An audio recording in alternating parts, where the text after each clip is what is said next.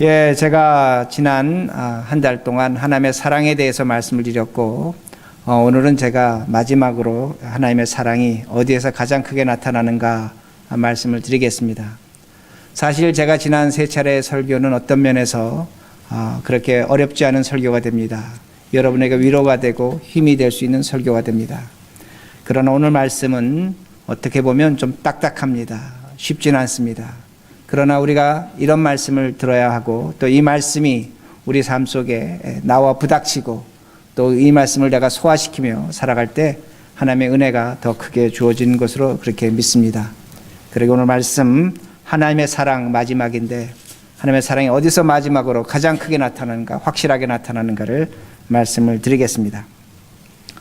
제가 지난주에 설교할 때 엔토 슈샤쿠의 침묵에 대해서, 그 영화에 대해서 말씀을 드렸습니다. 그 영화 장면에 순교하는 장면, 화형도 나오고 참수형도 나오고 여러 가지 그런 잔인한 장면이 나옵니다. 제가 그 장면을 말씀드리고 지나가는데 교인 중에 한 분이 이렇게 말씀을 하십니다. 그 영화가 좋지만 그 영화 보는 것이 두렵다고 말씀하십니다.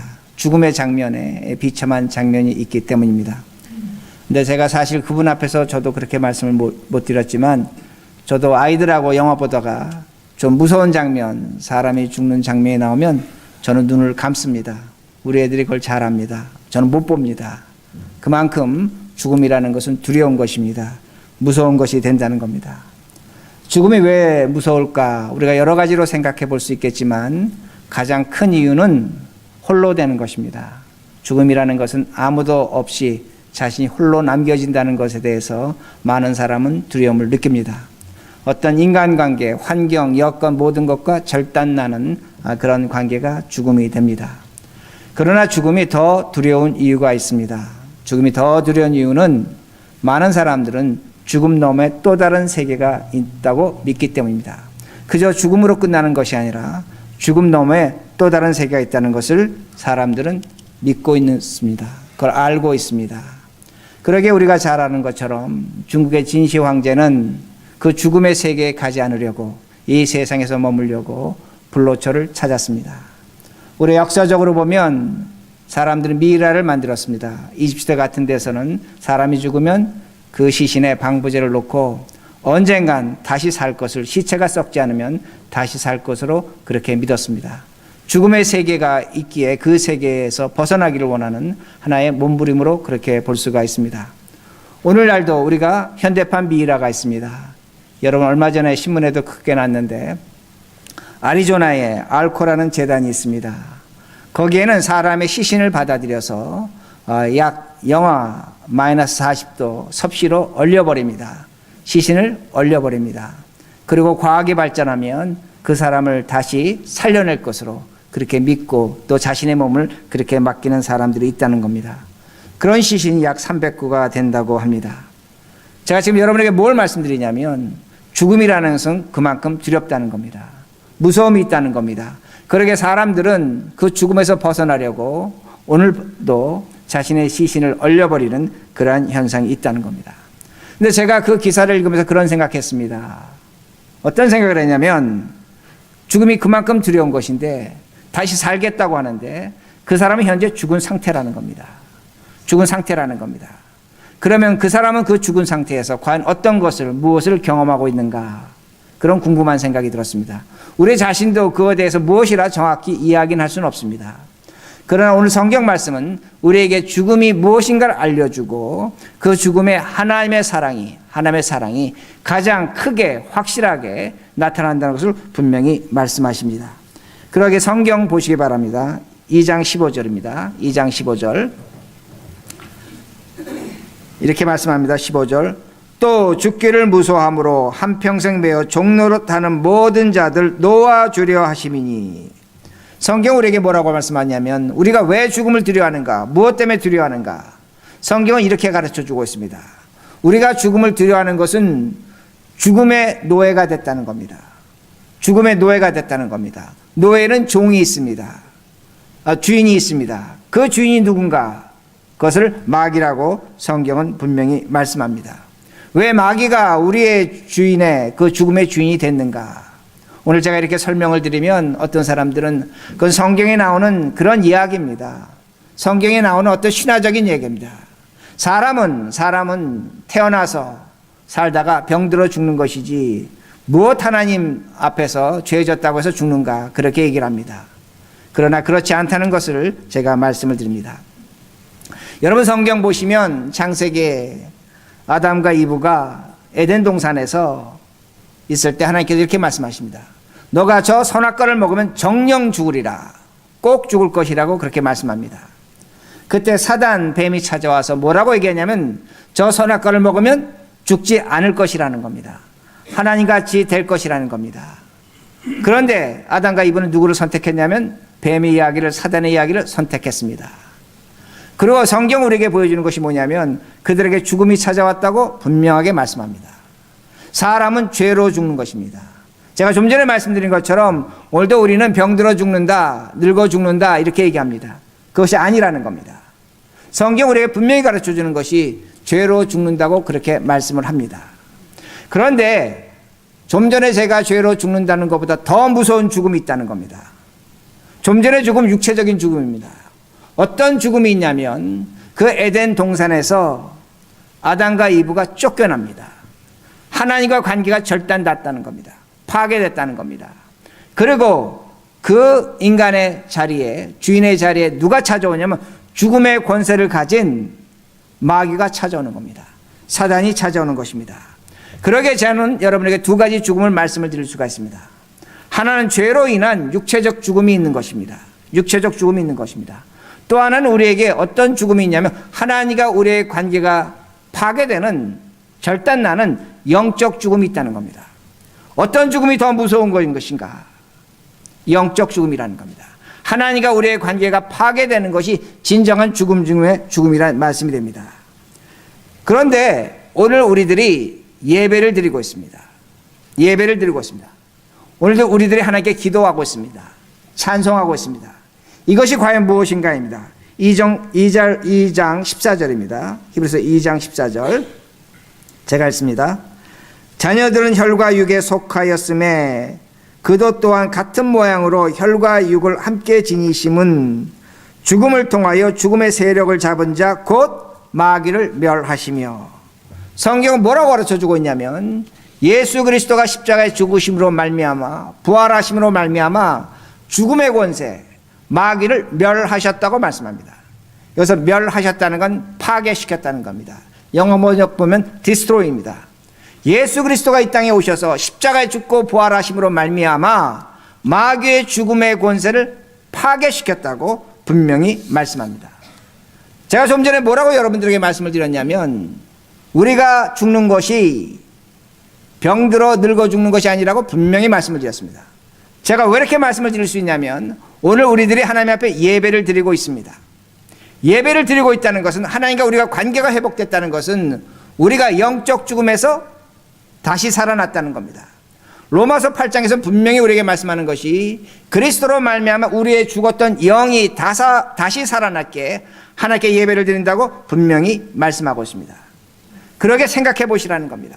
오늘도 이 세상에 수많은 사람들이 있는데 많은 사람들이 있는데 그들은 하나님께 예배를 드리지 못합니다. 그러면서 그들은 우리에게 뭐라고 얘기하냐면 사람은 병들어 생로병사라고 말합니다. 그렇지 않다는 겁니다. 왜 그렇지 않다고 제가 말씀을 드릴 수 있냐면 오늘 우리가 이 순간에 하나님 앞에 예배 드릴 수 있다는 것이 나의 의지와 나의 능력과 나의 힘이 아니라 하나님의 선택적 부르심이라는 겁니다.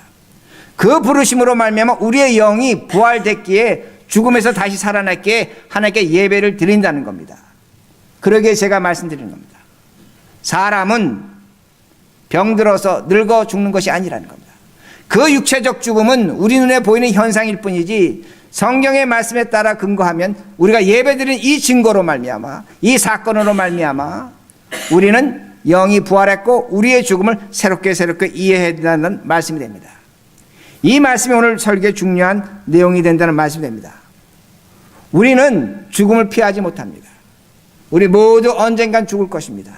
그러나 우리의 죽음의 길은 예수 그리스도가 십자가에서 죽고 부활하신 것처럼 우리에게도 죽음과 부활의 영원한 생명의 길이 있다는 말씀입니다. 오늘도 세상 사람은 죽습니다. 죽음으로 끝납니다. 그러나 우리의 죽음은 죽음으로 끝나는 것이 아니라 그 죽음에서 부활 영원한 생명의 자리에 분명히 우리들이 이른다는 겁니다. 그럼 어떤 분들이 이렇게 질문합니다.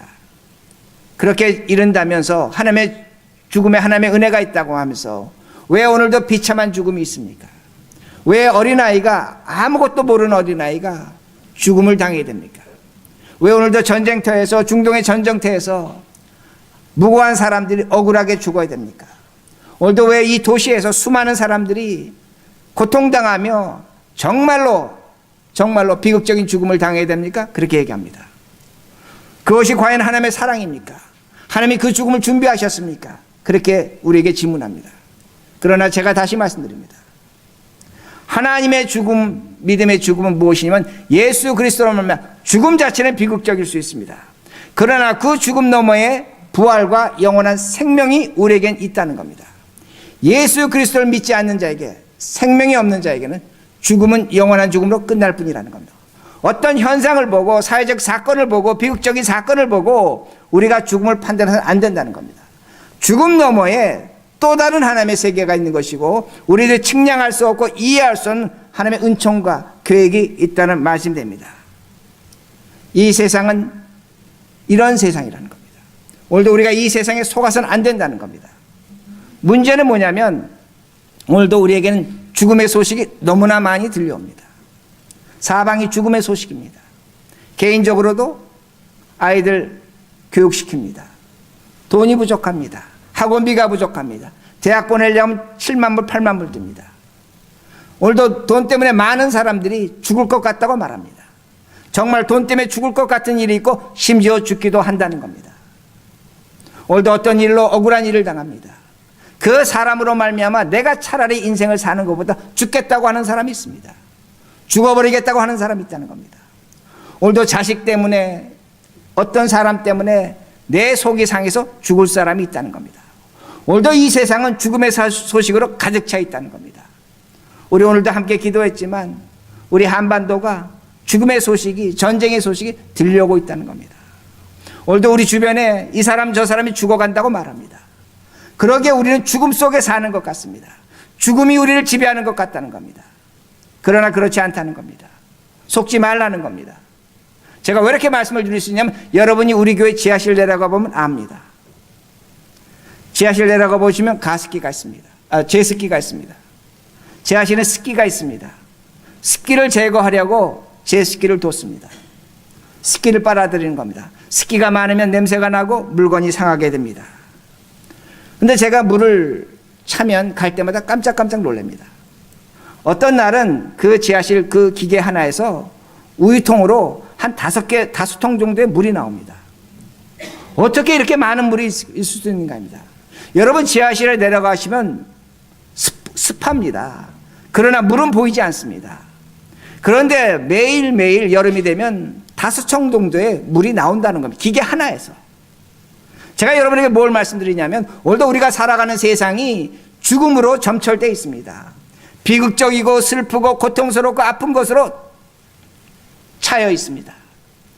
그러나 속지 말라는 겁니다. 거기에 뭐가 있냐면 하나님의 사랑과 은혜가 충만하게 있다는 겁니다. 여러분 지하실에 내려가셔서 물을 볼 수가 없습니다. 그러나 기계 하나에서 물이 5통 나옵니다. 하나님의 은혜와 사랑이 오늘도 우리 죽음 가운데, 비참한 것 가운데, 고통스러운 가운데 충만하다는 말씀입니다. 그러기에 오늘도 우리가 죽어서는 안 됩니다. 세상 소식에 죽어서는 안 됩니다. 내가 그 사람 때문에 죽어서도 안 되고 자식 때문에 죽어서도 안 되고 세상에 어떤 일로 실패한 것으로 고통당한 것으로 죽어서는 안 된다는 겁니다. 왜냐하면 우리에게는 하나님의 은혜와 하나님의 섭리와 하나님의 사랑이 충만하게 나타나기 때문입니다. 오늘 여러분이 살고 있는 그 자리가 생명의 자리입니다. 영원한 생명의 자리라는 겁니다. 그러게 말씀을 하나 봅니다. 요한일서 5장 11절에서 13절입니다. 이 말씀을 우리 한 목소리로 믿음으로 읽으시겠습니다. 여러분의 생명이 무엇인지를 말씀합니다. 같이 읽습니다. 시작. 또 증거는 이것이니 하나님이 우리에게 영생을 주신 것과 이 생명이 그의 아들에 있는 그것이니라. 아들이 있는 자에게는 생명이 있고 하나님의 아들이 없는 자에게 생명이 없느니라. 내가 하나님의 아들 이름을 믿는 너에게 이것을 쓰는 것은 너희로 하여금 너에게 영생이 있음을 알게 하려 함이라. 제가 질문합니다. 여러분이 생명을 갖고 있습니까? 영생을 갖고 있습니까? 영생을 갖고 있습니다. 그러기에 여러분들이 여러분의 생명에 속으시면 안 됩니다. 오늘도 우리는 우리 목숨을 보고 우리 생명을 보고 나는 생명을 갖고 있다고 말합니다. 목숨을 갖고 있다고 말합니다. 여러분 스스로가 속이는 겁니다. 성경은 뭐라고 말씀하냐면 예수 그리스도로 말미암아 우리에게 내 생명이 영원한 생명이라고 분명히 말씀합니다. 여러분의 생명의 퀄리티가 달라진 겁니다. 달라진 것입니다. 여러분 생명을 소유한 것이 아니라 영원한 생명을 소유했다고 성경은 분명히 말씀하십니다. 아멘. 여러분은 생명을 갖고 있는 것이 아닙니다. 영원한 생명을 갖고 있는 것입니다. 아시는 것처럼 제가 2주 전에 저희 아버님 일주기 때문에 LA를 갔다 왔습니다. 저희 아버님 1년 전에 돌아가셨습니다. 여러분 가운데 사랑하시는 분들이 있습니다. 남편도 있고 뭐 가까운 분들 아내도 있습니다. 이미 이 세상을 떠났습니다. 우리는 그것 때문에 슬퍼합니다. 충분히 이해할 수 있습니다. 우리는 죽었다고 말합니다. passed away, 죽었다고 말합니다. 그러나 그렇게 이해하지 말라는 겁니다. 그 사람들이 이 땅에 살아있을 때 예수 그리스도로 말하면 영원한 생명을 갖고 있던 사람들이라는 겁니다. 죽음의 자리에 가 있습니다. 무덤에 가 있습니다. 그러나 하나님이 보실 때는 죽은 것이 아니라 살아있다는 겁니다. 그리스도로 말하면 영원한 생명의 존재라는 겁니다. 그러기에 우리가 영생의 존재라는 말씀이 됩니다. 영생의 존재라는 겁니다. 그리스도로 말미암아 주어진 생명이라는 겁니다. 이것이 하나님의 사랑이라는 겁니다. 그리고 2장 16절 보시기 바랍니다. 히브리서 2장 16절 제가 읽습니다. 이는 확실히 천사들을 붙들어 주려 하심이 아니요 오직 아브라함 자손들을 붙들어 주려 하심이라. 자, 이 말씀 뭐냐면 히브리 교인들, 초대교회 교인들은 예수님이 십자가에서 죽으셨습니다. 그러니까 사람이 죽는다는 걸 보고 천사보다 못하다고 생각했습니다. 왜? 천사는 죽지 않기 때문에. 근데 지금 성경은 뭐라고 하냐면 그리스도로 말미암아 주어진 생명이 있다는 겁니다. 그것이 히브리서 2장 9절입니다. 2장 9절. 그리스도로 말미암아 주어진 생명이 뭔가를 설명합니다. 이 말씀 우리 같이 한 목소리로 읽겠습니다. 시작. 오직 우리가 천사들보다 잠시 동안 못하게 하심을 입은 자 곧 죽음의 고난을 받으신으로 말미암아 영광과 존귀로 관을 쓰신 예수를 보니 이를 행하심은 하나님의 은혜로 말미암아 모든 사람을 위하여 죽음을 맛보려 하심이라. 이 말씀이 약간 복잡한데 제가 이렇게 의역합니다. 구절을 보시면서 제 말씀을 잘 귀로 들으시기 바랍니다. 예수님은 죽음의 고통을 당하심으로써 잠시 동안 천사들보다 못하게 되셨다가 부활로 마침내 영광과 존귀의 관을 받아 쓰셨습니다. 이렇게 예수님께서 모든 사람을 위하여 죽음의 고통을 겪으신 것은 하나님의 은혜입니다. 어떻게 성경을 말씀하고 있냐면 죽음은 하나님의 은혜라는 겁니다. 죽음은 하나님의 사랑이라는 겁니다. 죽음에서 하나님의 사랑과 은혜가 가장 크게 나타난다고 분명히 말씀합니다. 다시 말씀드립니다.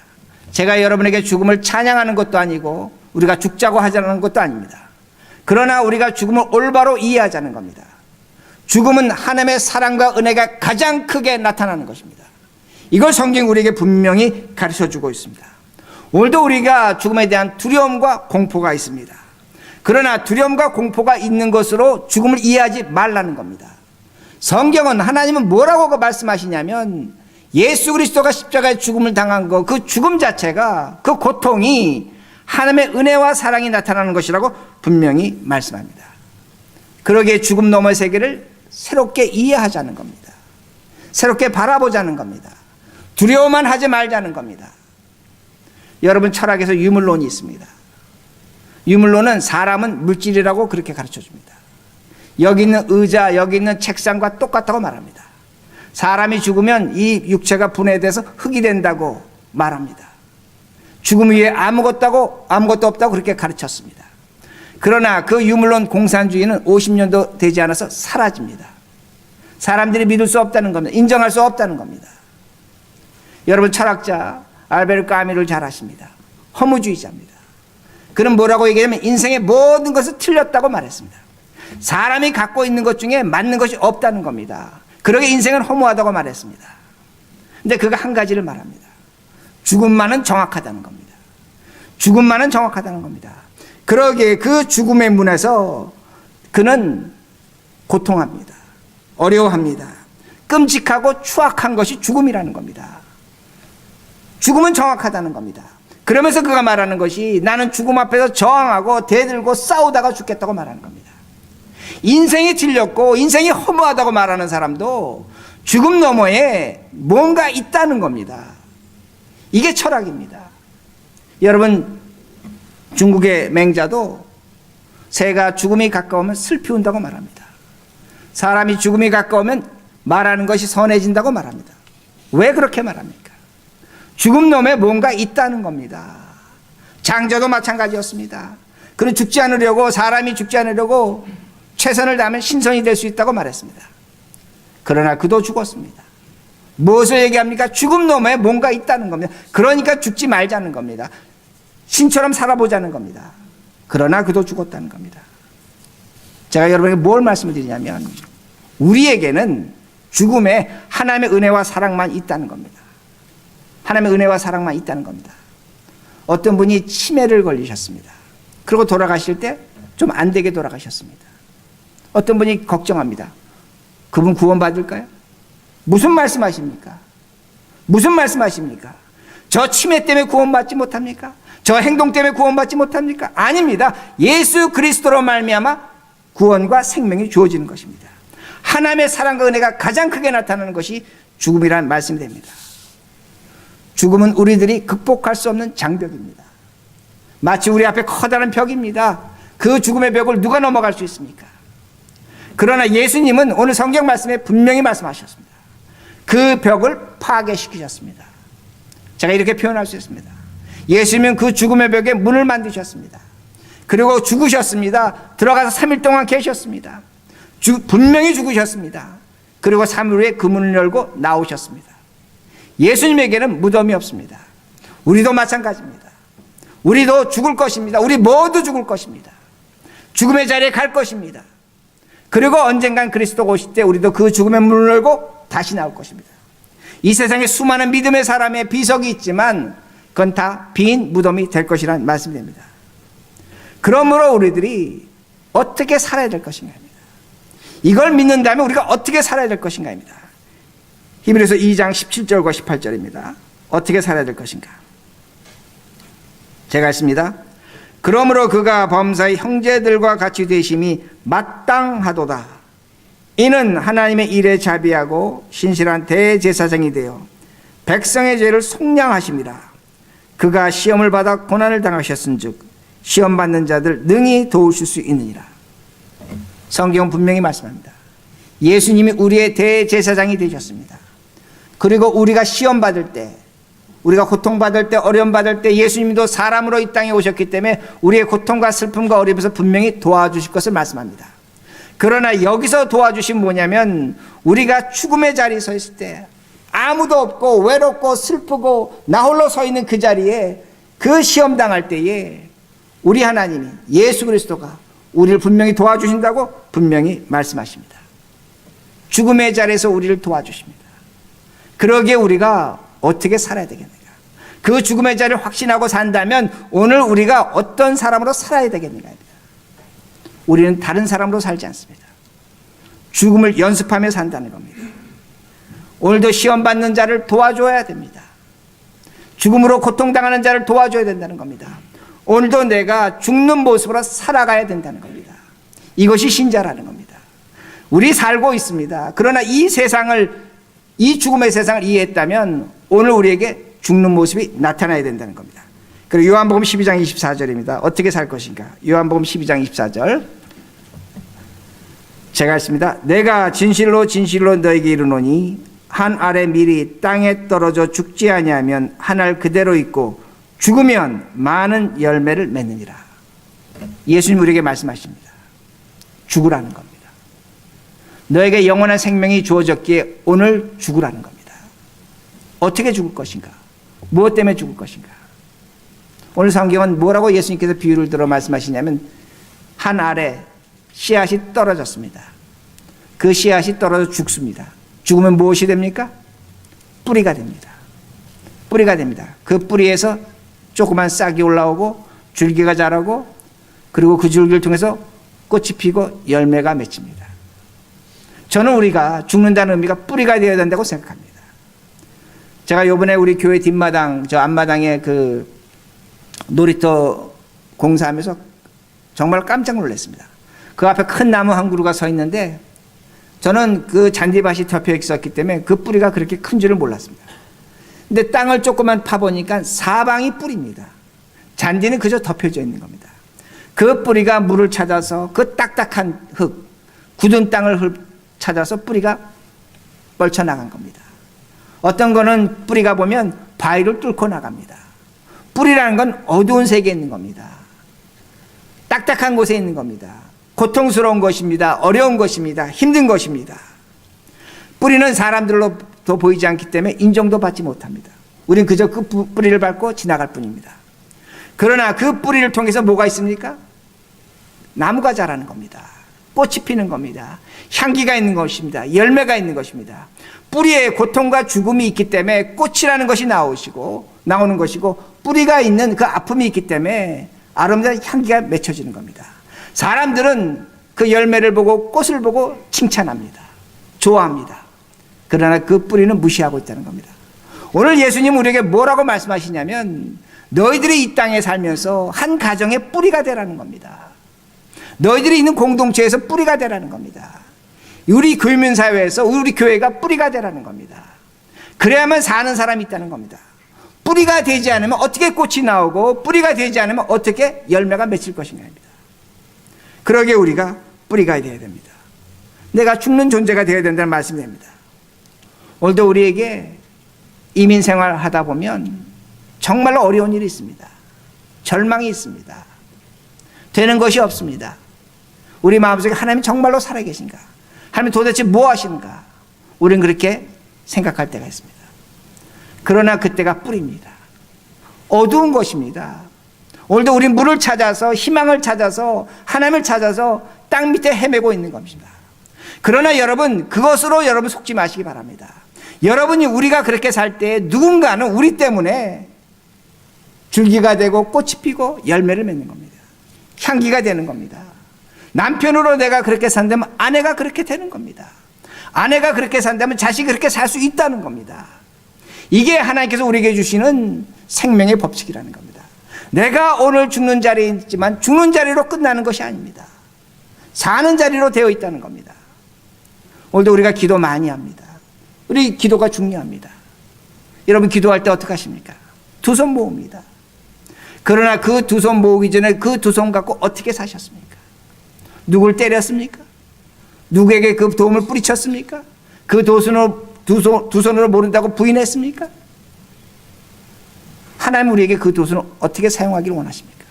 정말로 우리가 두 손으로 기도하려면 누군가를 잡아줘야 되고 이해해줘야 되고 끌어줘야 되고 안아줘야 됩니다. 우리가 뿌리가 되어야 된다는 겁니다. 뿌리가 될 때 우리의 기도가 진정한 기도가 된다는 말씀입니다. 그러기에 오늘 우리는 죽음을 경험하고 있습니다. 그러나 죽음은 별것 아닙니다. 다시 말씀드립니다. 제가 죽음을 우습게 얘기하는 것이 아닙니다. 죽음 무서워하자는 것도 아닙니다. 저는 오늘 저녁에 가서 만약에 제가 영화를 본다면 영화에 무서운 장면이 나오면 저는 무서워할 것입니다. 그러나 저는 확신합니다. 우리 모두가 죽음의 자리에 있을 때에 그 죽음의 자리에서 우리는 감사할 것입니다. 승리를 얻을 것입니다. 하나님의 은혜와 사랑이 가장 크게 나타날 것입니다. 그러게 오늘 말씀을 통해서 우리가 죽음을 다시 한번 이해하고 그 죽음에 하나님의 사랑이 얼마나 크게 나타나고 오늘 내 생명이 그저 하나의 생명이 아니라 영원한 생명됨을 확인하시고 그리고 오늘 이 땅에서 뿌리와 같이 죽음으로 사시는 우리 모두가 되기를 간절히 바랍니다.